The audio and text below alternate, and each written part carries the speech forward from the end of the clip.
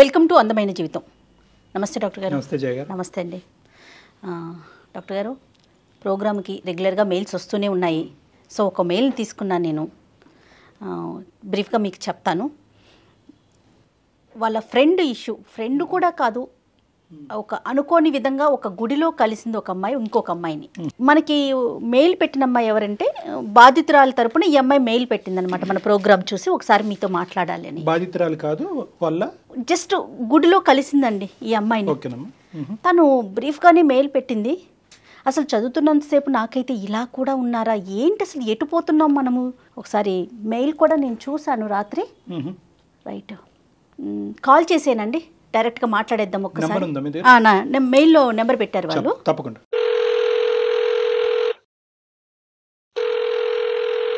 Hello hello, Deepa అండి మాట్లాడేది? అవునండి. అవును. నేను జయానండి, అందమైన జీవితం ప్రోగ్రామ్ నుంచి కాల్ చేస్తున్నాను. ఓకే మేడం, చెప్పండి. మాట్లాడొచ్చండి? మాట్లాడొచ్చు మేడం. రైట్, మీ మెయిల్ చూసానండి రాత్రి. ఓకే. చాలా అంటే చదువుతున్నంతసేపు అసలు నాకు ఏంటి ఇది ఇలా కూడా జరుగుతూ ఉంటుందా అని అనిపించిందండి. నిజంగా చెప్తున్నాను దీప గారు. ఓకే. సో నాతో పాటు ఇప్పుడు డాక్టర్ గారు కూడా ఉన్నారు, కళ్యాణ్ గారు. నమస్తే సార్. ఒక్కసారి మెయిల్లో నాకు పెట్టిన విషయాన్ని బ్రీఫ్గా మాట్లాడండి. Okay madam. నమస్తే సార్. అమ్మా దీప, నమస్తే అమ్మా. అల్లారు ముద్దుగా పెరిగిన అమ్మాయి జీవితం ఈ రోజు నాశనం అయిపోయింది సార్. ఎటువంటి పరిష్కారం లేదు అనుకునే సమయంలో నేను ఈ ప్రోగ్రామ్ చూసి ఏమైనా ఆసరా, ధైర్యం దొరుకుతుందేమో అని మీకు మెయిల్ చేశాను సార్. తప్పకుండా ప్రయత్నం చేద్దాం సార్. చెప్పండి. ఏమైందంటే ఒక రోజు నేను బాబా గుడికి వెళ్ళాను సార్ ఎప్పటిలాగా. తిరిగి వస్తుంటే ఒక అమ్మాయి అక్కడ కూర్చొని ఏడుస్తుంది. గుడిలో ఏడ్చే వాళ్ళు ఎవరైనా జెన్యున్ కాస్ట్ అని ఏడుస్తారనే ఉద్దేశంతో నేను వెళ్ళి ఆమెని ఓదార్చడానికి ప్రయత్నించాను మేడం. ఇంకా ఆమె మనసులో ఎంత వేదన ఉందో, ఏం బాధ ఉందో తెలియదు. నేను ఎవరో తెలియదు, నా ముఖం కూడా చూడలేదు, అసలు నన్ను చూడలేదు, నా ఆకారాన్ని చూడలేదు. నన్ను నీళ్ళు కళ్ళలో నిండిపోయినా ఆమె నన్ను పట్టుకొని వదిలిపెట్టకుండా ఏడుస్తూనే ఉంది. ఏ సంబంధం లేని నాకు కూడా అయ్యో ఏంటి పిచ్చి పిల్లలా ఏడుస్తుందని ఒక నిమిషం నేను ఆమెను ఓదార్చే ప్రయత్నం కూడా చేయలేదు. ఏడవని అనుకుని ఎంతకీ ఏడవపోయేసరికి నేను కదిలిస్తే నాకు ఒక్కసారి మీ ఫోన్ కావాలని చాలా తపనతో ఫోన్ కోసం అంత తప్పించే వాళ్ళని చూడాలి. ఫోన్ కావాలంటే ఇంకా నేను వెంటనే ఇచ్చేసాను.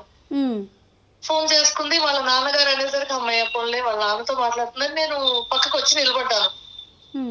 నాన్నతో మాట్లాడుతుంది కదా అని. ఆ తర్వాత వాళ్ళ నాన్నగారు నాతో మాట్లాడతా అనేసరికి ఆయన నన్ను చాలా ప్రాధాన్యంగా దీనంగా బ్రతిమాలుకున్నారు. అమ్మ మీరు ఎక్కడున్నారు ఒక్కసారి చెప్పండి, నాకు ఆ లొకేషన్ పంపండి చాలు అని. సరే నేను పంపాను మేడం. ఎక్కడున్నారు ఏంటి అని ఇద్దరు మీరు ఇక్కడే ఉంటారా అని కనుక్కొని వెళ్ళిపోయాను. కాసేపు ఆగి ఆమెను ఓదార్చే ప్రయత్నం చేసి ఇంటికి తీసుకెళ్దామన్నా ఆమె నిరాకరించింది. ఇక నేను వెళ్ళిపోయాను మా ఇంటికి. మళ్ళీ మరోసారి బాబా గుడికి అదే టైంకి వెళ్ళి చూశాను ఏమైనా కలుస్తుందేమో అని చెప్పి. ఓకే అండి. కలవలేదు. అది మాది చిన్న గ్రామము. ఆ చుట్టుపక్కల ఎవరు వచ్చినా మాకు అందరికి తెలుస్తుంది. నాకు తెలియలేదు, ఏంటో వింతగా ఉంది, ఏం సమస్య అనుకుని వదిలేసాను మేడం. కానీ కొన్ని రోజులకి ఆ అమ్మాయి ఏ ఫోన్ నుంచి అయితే చేసుకుందో దానికి తిరిగి నాకు ఆ నంబర్ నుంచి ఫోన్ వచ్చింది. ఫోన్ వచ్చేసరికి అసలు అన్ని పిడుగు లాంటి వార్తలు, నమ్మలేని నిజాలు. నేను నమ్మాలో లేదో అనుకుంటూ కొంతకాలం గడిపేశాను. ఆమె ఎవరితోనో బయటికి వెళ్ళింది. ఆమె ఇష్టపడిందని కూడా నేను చెప్పలేను. జస్ట్ ఎవరితోనో ఏదో తినడానికి బయటికి వెళ్ళింది. అవతల వ్యక్తి ఒక అబ్బాయి ప్రాధేయపడగా బయటికి వెళ్ళింది. ఇద్దరు కలిసి తిన్నారు. ఆ అబ్బాయి ఏమైనా ఇష్టపడుతున్నా ఈ అమ్మాయి నిరాకరించింది. కదమ్మా, వీళ్ళు ఒక్క నిమిషం అమ్మా దీప, వీళ్ళిద్దరు ప్రేమికులా అంటే? ఎందుకంటే ఇప్పుడు మనం లేదు సార్, లేదు, ఆ అబ్బాయి ఇష్టపడ్డాడు కానీ ఈ అమ్మాయి నిరాకరించింది. ఓకే అమ్మ. ఒకటి దీప, మీకు ఇప్పుడు మీ ఫ్రెండ్ తరపున మీరు మాట్లాడుతున్నారు. ఆ అమ్మాయి మీ ఫ్రెండ్ కూడా కాదు, మీ గుళ్ళో పరిచయమైనటువంటి ఒక వ్యక్తి జాలిపడి ఆ అమ్మాయి యొక్క అంతే. ఓకే, సో మీకు అంతకుముందు పరిచయం ఫ్రెండ్ కంటే ఎక్కువ బంధంలాగా ఏర్పడిపోయింది ఈ రోజు. ఈ రోజు మీరు చెప్పేటటువంటి ప్రతి ఫ్యాక్టు, మీ ఫ్రెండ్ సంబంధించినటువంటి ప్రతి ఫ్యాక్టు యాక్యురేట్ గా ఉండటం అన్నది కూడా ఇంపార్టెంట్ అమ్మా. సార్ ఇంకా నేను కొన్ని చెప్పలేకపోవచ్చు సమయభావం వల్ల, కానీ చెప్పే ప్రతిదీ నిజం సార్. చెప్పండి అమ్మా, చెప్పండి సార్. అబ్బాయి ఎంతో ప్రాధాయపడగా ఐస్ క్రీమ్ పార్లర్ కి వెళ్ళి ఏదో తిన్నారు.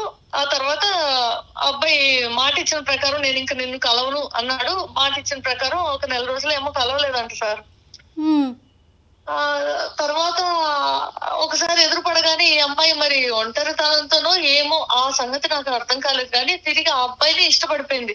ఓకే అండి. చాలా అంటే చాలా అప్పర కోటేశ్వరులు అని చెప్పాలి మేడం అమ్మాయి వాళ్ళు. ఓకే. వయసు ఎంత ఉంటుందండి అమ్మాయికి దీప? 22 ఏళ్ళు ఉంటాయేమో మేడం. మీరు గుళ్ళో చూసినప్పటికీ? అవును. ఓకే అండి. ఇది కరోనా ముందు ఎప్పుడో జరిగిన సంగతి మేడం. ఓకే. తర్వాత ఇద్దరు ఇష్టపడ్డారు. పెద్దలు ఒప్పుకునే పరిస్థితి లేక వాళ్ళకి ఒప్పించేటువంటి స్తోమత, జాబ్ ఇటువంటివి ఏమీ లేక వెళ్ళిపోయారు. వెళ్ళిపోయిన తర్వాత అబ్బాయి ఏదో ఉద్యోగం కోసం వెతుక్కుంటాను, నువ్వు ఫోన్ పక్కన పెట్టు, మీ అమ్మ నాన్న వాళ్ళు మనల్ని ఎలాగైనా పట్టుకుంటారు, నాకు ఉద్యోగం వచ్చే వరకు నువ్వు కాస్త ఓర్చుకో, ఒక చిన్న గది మారుమూల ప్రాంతానికి వెళ్దామని చెప్పి ఏవో చెప్పేసి ఆ అమ్మాయిని ఇంట్లో ఉంచాడు. నువ్వు బయటకు వస్తే నిన్ను పట్టేసుకుంటారు, వెళ్ళిపోతారు, ఒక పాప పుడితే కనుక ఇంకేంటి మన ఇద్దరి ఇళ్లలో ఒప్పేసుకుంటారు, నువ్వు దాని గురించి ఎందుకు పడక, ఈలోకి నా ఉద్యోగం కూడా వచ్చేస్తుందని చెప్పి ఆ అమ్మాయిని నమ్మబలికాడు. వెళ్ళిపోలేదు, ఇద్దరు చెప్ప పెట్టకుండా ఇల్లోపోయారు, పారిపోయారు. అవును సార్. ఓకే. ఎక్కడన్నా వివాహం చేసుకున్నట్లు అమ్మాయి ఏమన్నా చెప్పిందండి మీతో? ఆ అమ్మాయి అదంతా చెప్పే పరిస్థితిలో కూడా లేదు మేడం. ఓకే. ఇప్పుడు అంత విడమర్చి ఆ రోజు ఏమైంది, ఈ రోజు ఇది, ఈ టైంకి ఇది అని చెప్పేటువంటి పరిస్థితిలో లేదు. మాట్లాడకపోతుంటే నేను అర్థం చేసుకున్నాను కొన్ని మాటలు, అలా ఉంది. కాదు దీప, ఇప్పుడు అమ్మాయిని చూడగానే మనకు అర్థమవుతుంది కదా పెళ్ళయింది అవ్వలేదు అనే విషయం తెలుస్తూ ఉంటుంది కదా, అట్లా మీకేమన్నా తోచిందా? లేదు మేడం, పెళ్లి చేసుకోలేదని అనిపించింది నాకు. రైట్. ఓకే. తర్వాత ఏం జరిగిందండి? తర్వాత నాకు చెప్తుంటే నేను నిద్రపోయాను. ఇటువంటి చదువుకున్న పిచ్చి మొహాలు కూడా ఉంటారా అని, కానీ ఉన్నారు అని అమ్మాయిని చూస్తే తెలిసింది మేడం. మీ అమ్మ నాన్న కనిపెడతారు కాబట్టి నువ్వు ఈ గదిలో ఉండంటే ఆ అబ్బాయి మీద ప్రేమతో ఉండిపోయింది. తర్వాత నా జీవితం ఏంటి, వాళ్ళు కనిపెట్టినా కనిపెట్టకపోయినా నేను చదువుకున్న చదువుకు అర్థం ఏంటి, నేను వెలుగు చూస్తున్నానా, ఎండను చూస్తున్నానా, లోకాన్ని చూస్తున్నానా, ఎక్కడున్నానో అని తెలుసుకోకుండా అమ్మాయి ఉండిపోయిందంట. ఈ అమ్మాయి ఒక్క నిమిషం దీప, ఈ అమ్మాయి చదువు బ్యాక్గ్రౌండ్ ఏంటమ్మా? చూస్తుంటే ఎలా అనిపిస్తా ఉంటది? ఈ అమ్మాయి చదువుకున్న అమ్మాయి సార్, చదువుకున్న అమ్మాయి. ఓకే, చదువుకున్న అమ్మాయి నెంబర్ 1. నెంబర్ 2 ఏంటంటే లోక జ్ఞానం ఉందమ్మా ఈ అమ్మాయికి? అంటే కొద్దిగా చాలా తెలివైన అమ్మాయి, లోక జ్ఞానం ఉంది. ఎప్పుడన్నా సోషల్ మీడియాలో యాక్టివ్ గా ఉండేది, టెక్నాలజీ కూడా పరిచయం ఉంది అమ్మాయి. ఓకే. ఇంకో క్వశ్చన్ అమ్మా, వాళ్ళ పేరెంట్స్ బాగా స్ట్రిక్ట్ అనో లేదంటే బంధించి ఇంట్లో పెట్టారనో, చిన్నప్పటి నుంచి స్వేచ్ఛ లేదనో కాబట్టి ఈ అబ్బాయి నచ్చి వెళ్ళిపోయినట్టుగానో అదేమన్నా చెప్పిందా ఈ అమ్మాయి? అటువంటిది ఏం లేదు సార్. ప్రేమ రాహిత్యం గానీ, ఇంట్లో స్ట్రిక్ట్ గా ఉంటారని గానీ, డబ్బులు లేక గానీ, అసలు అమ్మాయికి ఏది కావాలంటే అది, అల్లారు ముద్దుగా పెరిగిన అమ్మాయి, గారాబం అంతా ఇంత కాదు. సో అమ్మాయికి నచ్చినవన్నీ వచ్చినాయి ఎక్సెప్ట్ ఈ అబ్బాయి తప్ప. అవును అవును సార్. ఈ అబ్బాయి కూడా ఒప్పుకునే వాళ్ళేమో, అంత డబ్బులు ఉన్నోళ్ళు కూతురు ఎందుకు కాదనుకుంటారు సార్. నిమిషాల్లో తీసుకుంది తను నిర్ణయం ఈ అబ్బాయితో వెళ్ళిపోవటానికి. అవును, ఆ అబ్బాయి అంతగా కన్విన్స్ చేసేసాడు. అదేలేండి. ఓకే. తర్వాత ఏం జరిగిందండి? తర్వాత మేడం అసలు అమ్మాయి చెప్తుంటే నేను కొంతకాలం నమ్మాలా వద్దని ఉండిపోయాను. ఏంటంటే ఆ అమ్మాయి బయటికి రాలేదు, ఆ అబ్బాయి బయటికి వెళ్ళి ఏం కావాలో అన్ని చూసుకొని తనకు కావాల్సినంత వరకు డబ్బులు, తిండి, మందు అన్ని తెచ్చుకొని రూమ్ కి వచ్చి హ్యాపీగా బిందాసి ఎంజాయ్ చేసి ఈ అమ్మాయి గురించి ఏం పట్టించుకోకుండా, తల్లిదండ్రులు మిస్ అయిన అమ్మాయి ఎంత బాధగా ఉంటుంది, ఆమె బాధల గురించి కూడా ఏం ఆలోచించకుండా కేవలం ఒక వస్తువులాగా ట్రీట్ చేసి ఇంకా చెప్పలేనండి బాధలు ఆ అమ్మాయికి చూపించాడు. ఆ అమ్మాయి నన్ను కలుసుకునే టైంకి ఏం చెప్పాలి, 5వ నెల ప్రెగ్నెంట్ మేడం.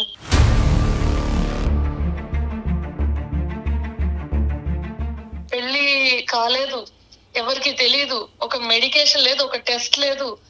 My God. కడుపులో పిండం పెరిగింది అంతే, తిండి కూడా లేకుండా. ఇంకా త్రాసుడు వచ్చి తాగి అమ్మాయిని కాల్చేవాడంట, స్పృహ తప్పి పడిపోయిన సాడిజం అంతే, సైకోయిజం. అటువంటి చేసిన పనులు ఏమి చెప్పకూడదేమో మేడం.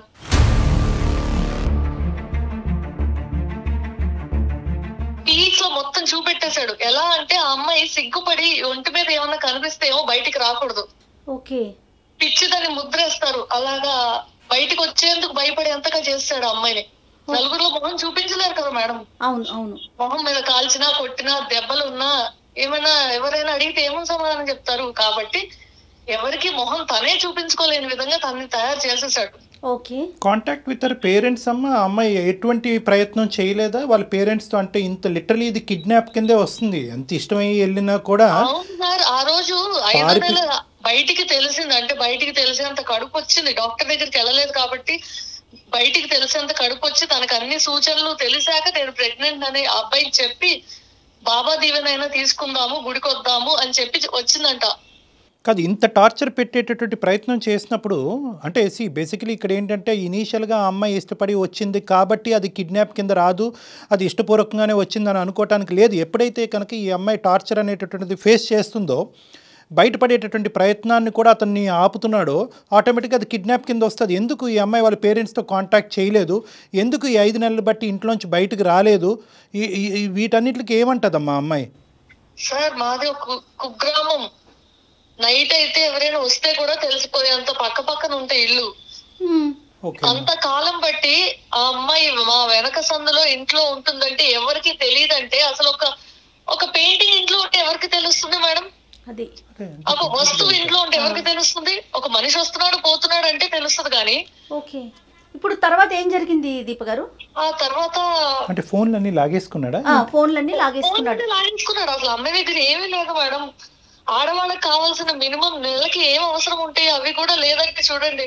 కాదు డాక్టర్ గారు, ఇష్టానికి సైకోయిజంకి తనకి తేడా తెలియలేదంటారా అమ్మాయికి? అంటే ఈ అమ్మాయి నేను ఇష్టపడుతున్నాననే మాట కన్సిస్టెంట్గా చెప్తుందమ్మా ఈ అమ్మాయి.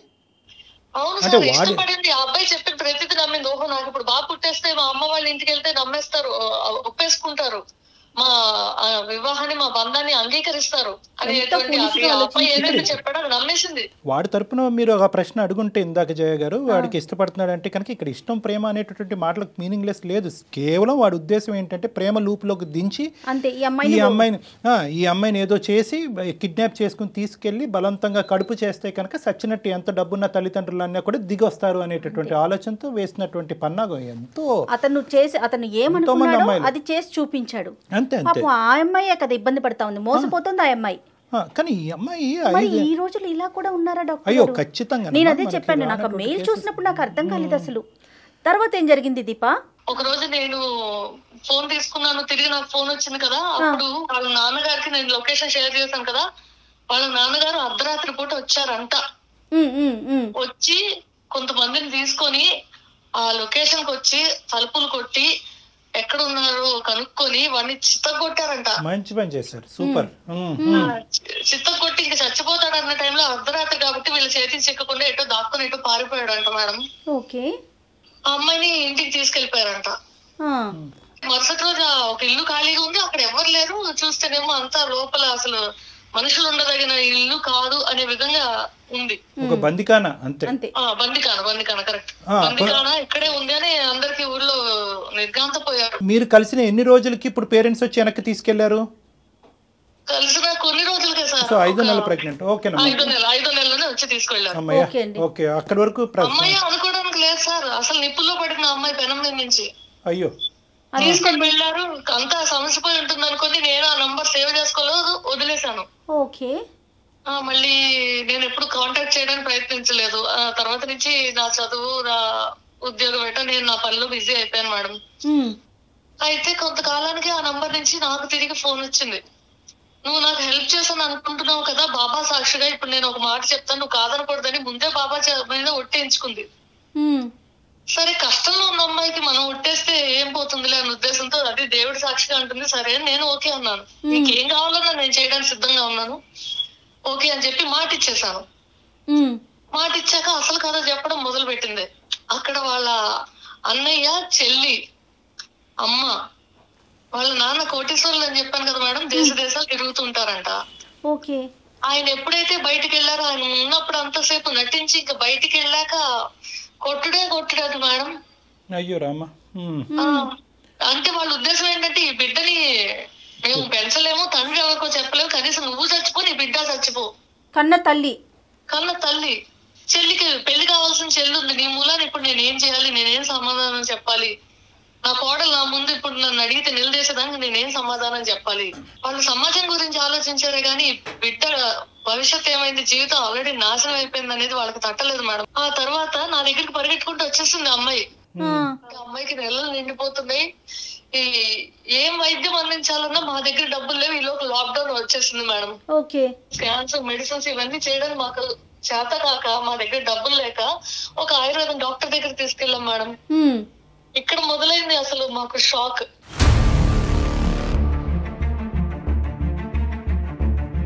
ఆ అమ్మాయికి వాడు తినేదాన్ని తినిపించేదానిలో ఏదో కలిపాడంట మేడం.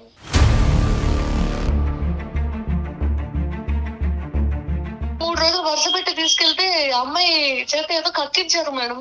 ఖాళీ కడుపున కక్కితే కడుపులోంచి ఎంత ఎంత ఎంత వచ్చేదంటే ఆ పిండం కక్కి పిండం ఏమైనా వచ్చేస్తుందేమో అన్నంత పట్టుకోలేకపోయాం అమ్మాయిని.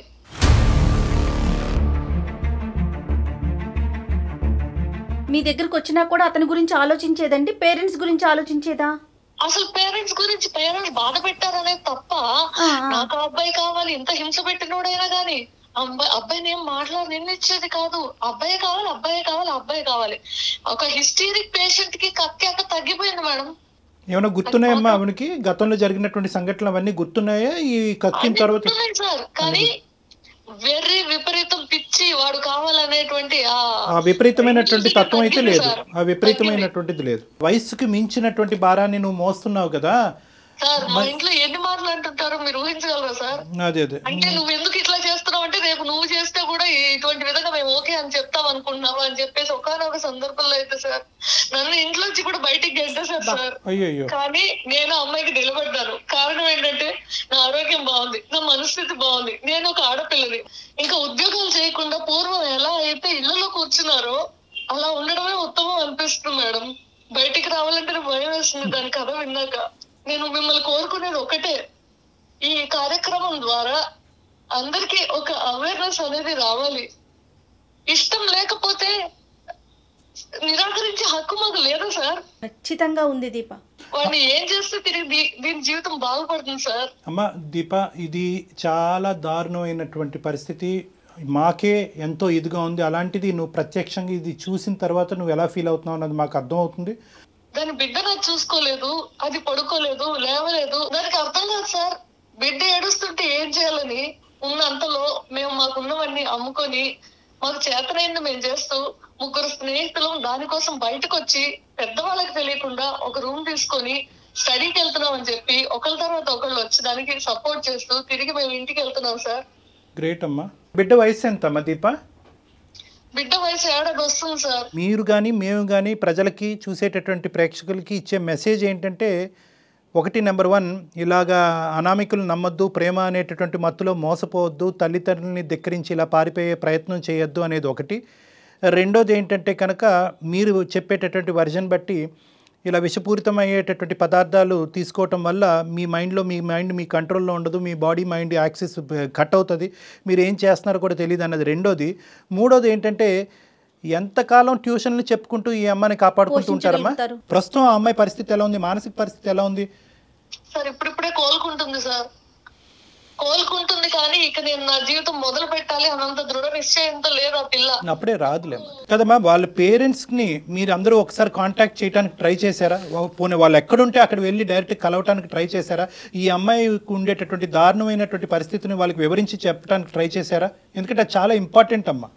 ఏము అని తెలియకుండా, ఆ అమ్మాయి తరపున అని తెలియకుండా ఒకసారి ఎవరితోనో వాళ్ళ నాన్నగారితో మాట్లాడించాం. అసలు అమ్మాయి ఉందని రికగ్నైజ్ చేయట్లేదు, తిరిగి ఆహ్వానించడానికి వాళ్ళు సిద్ధంగా లేరు సార్. కానీ ఈ అమ్మాయితో మీరు ఎప్పుడైనా అడిగారు అతని పేరెంట్స్ ఎక్కడ, అసలు అతను ఏం చదువుకున్నాడు, అతని బ్యాక్గ్రౌండ్ ఏంటి, అదేమన్నా చెప్పిందండి ఈ అమ్మాయి? పిచ్చిదానికి ఏమీ తెలియదు మేడం. మీరేం కోరుకుంటున్నారమ్మా? అంటే ఈ అమ్మాయి నేను కోరుకునేది ఒకటి, నేను ఎంతవరకు తప్పు చేశాను, ఎంతవరకు దానికి నేను అన్యాయం చేశాను అనేటువంటి స్టేజ్ లో నా ఫ్యామిలీ నన్ను తీసుకొచ్చింది. నువ్వు అస్సలు గిల్ట్ ఫీల్ అవ్వద్దమ్మా. నువ్వు ఒక చాలా చాలా గొప్ప పెద్ద మనసుతో, ఎటువంటి స్వార్థం లేకుండా, ఒక మానవతా దృక్పథంతో ఏ మనిషి కూడా ఇంకో మనిషికి ఈ స్థాయికి హెల్ప్ చేయనటువంటి విధిగా హెల్ప్ చేసావు, అందులో డౌటే లేదు.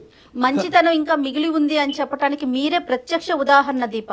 ఎగ్జాక్ట్లీ. ఎక్కడ గిల్టీగా ఫీల్ అవ్వద్దు ఈ విషయానికి. ఆ విషయంలో మీరు గిల్టీగా ఫీల్ అవ్వద్దమ్మా. కానీ అయితే నాకు చిన్న సహాయం చేయండి సార్. ఇక పైన నేను వేయబోయే అడుగు రైట్, ఇటువంటి గిల్ట్ నాకు కలగకుండా ఉండే విధంగా ఏమైనా మీరు సలహా ఇవ్వండి సార్. చాలు. నేను నీ స్థానంలో ఉంటే కనుక I will always try and bond this girl back to her parents. ఇది గుర్తుపెట్టుకో అమ్మా. ఇంతవరకు ప్రేమ చూపెట్టినటువంటి తల్లిదండ్రులకి ఇప్పటికీ ప్రేమ మిగిలుంటాదా అంటే కనుక బహుశా అది కరెక్ట్ కాదేమోనమ్మా. తల్లిదండ్రుల ప్రేమ అనేటటువంటిది ఎప్పటికీ పదిలంగా ఉంటుంది. అప్పుడు జరిగినటువంటి ఆ ట్రామాటిక్ సిచ్యువేషన్లో ఒక ఉన్నతమైనటువంటి కుటుంబం ఈ అమ్మాయి ఇంట్లోంచి పారిపోవటమే కాకుండా ప్రెగ్నెంట్ అయ్యి ఇంటికి వచ్చిందా అనేటటువంటి ఒక భయంకరమైనటువంటి మానసిక పరిస్థితిలో సహించలేక ఆ విధంగా ట్రీట్ చేసి ఉంటారు. అది వాళ్ళకి జీర్ణించుకోవడానికి చాలా టైం పట్టుంటుంది. కానీ వాళ్ళు ఎక్కడుంటారో తెలుసుకోండి. సో ఫస్ట్ ఈ ఇష్యూ ఏదైతే ఒక మానవతా దృక్పథంతో మీరు మొదలు పెట్టారో దీనికి ఒక ఎండ్ పాయింట్ మీరు పలకగలిగితే కనుక ఆటోమేటిక్గా మీ పేరెంట్స్ ఓకే జరిగితే ఏదో జరిగింది, నువ్వు మీ ఆ అమ్మాయిని ఆ విధంగా యాక్సెప్ట్ చేసావు, ఆ అమ్మాయికి ఒక దారి చూపెట్టి బయటకు పంపించావు కాబట్టి నిన్ను మళ్ళీ మేము యాక్సెప్ట్ చేస్తున్నాం ఉంటుంది. తల్లిదండ్రులు ఈ విధంగా ప్రవర్తించడం, ఈ విధమైనటువంటి ఇమోషనాలిటీ చూపెట్టడం is equal to no love అని అనుకోవటానికి కాదు. ప్రేమ చచ్చిపోయింది, తల్లిదండ్రులు బిడ్డలకి మధ్యన ప్రేమ చచ్చిపోయింది అనేటటువంటిది కాదమ్మా. ఇవన్నీ ఇమోషన్స్, భావోద్రేకాల మధ్యన జరిగేటటువంటి తాత్కాలికమైనటువంటి సంఘటనల కిందే మనం పరిగణించాం. ఎన్నిసార్లైనా ఎన్ని రోజులైనా ఎంత కష్టమైనా కూడా ఆ బాండ్ని, ఆ తల్లిదండ్రుల మధ్యన ఆ బిడ్డ యొక్క బాండింగ్ని ఎస్టాబ్లిష్ చేయవలసినటువంటి బాధ్యత మీ భుజం మీద ఉంది. వాళ్ళ ఇంట్లో ఈ అమ్మాయి అంటే అత్యద్భుతమైనటువంటి ప్రేమ ఆప్యాయతలు ఉన్నాయి అనేటటువంటిది వీడితో పారిపోక ముందే ఆ అమ్మాయి ఎలా జీవించింది అనేటటువంటి మాటలోనే మనకు అర్థమవుతుంది.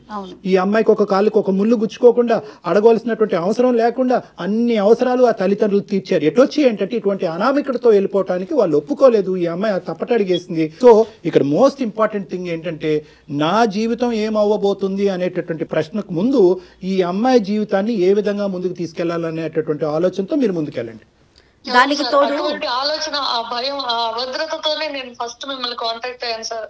చాలా మంచి పని చేశారు దీప, చాలా చాలా మంచి పని చేశారు. మాకు కాల్ చేసి చిన్న మెసేజ్ నేను చెప్తాను. ఇప్పుడు వరకు మీరు చేసినటువంటి త్యాగం వల్ల ఒక ప్రొటెక్టివ్ కవర్లోకి ఆ అమ్మాయిని తీసుకెళ్ళిపోయారు, గుప్పెట్లోకి వెళ్ళిపోయారు. లిటరలీ ఏంటంటే ఆ అమ్మాయి మీ కూతురులాగా ఫీల్ అవుతున్నారు. మీరు మీ ఫ్రెండ్ లాగా కూడా కాదు, ఒక స్నేహితురాల్లా కాదు, నా కూతురులా ఫీల్ అవుతున్నారు. అంత బాండింగ్ ఏర్పడింది. ఆ అమ్మాయి బాధ చూసి విని ఆ చేతుల్లో పెట్టినా ఈ చేతుల్లో పెట్టినా మళ్ళీ అదే నరకం ఈ అమ్మాయిని చూడబోతుందేమో అనేటటువంటి అభద్రత మీకు ఉంది.